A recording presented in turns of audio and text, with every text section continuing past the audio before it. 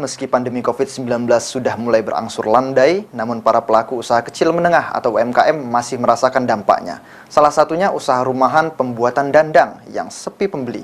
Namun kini, usaha rumahan satu ini sudah mulai bangkit dan berangsur pulih.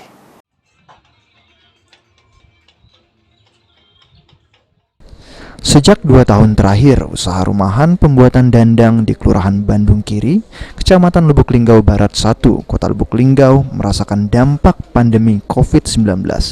Salah satunya Sardi, yang mengatakan sejak pandemi COVID-19, usahanya ini sepi pemesanan dan penjualan.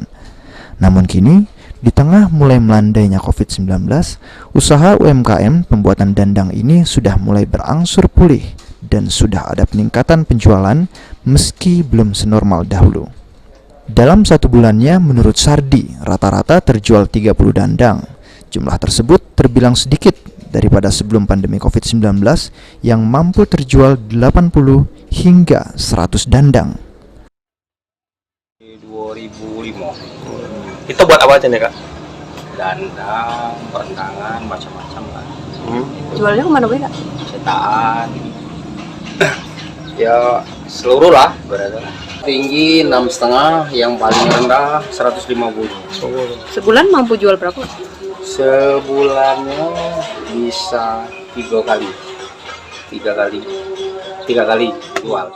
Dandang hasil UMKM ini sendiri selain dijualkan di pasar lokal, juga dipasarkan hingga ke Provinsi Jambi, Bengkulu, Sumatera Barat, bahkan ke Provinsi Lampung. Tri Hajaria, PAL TV.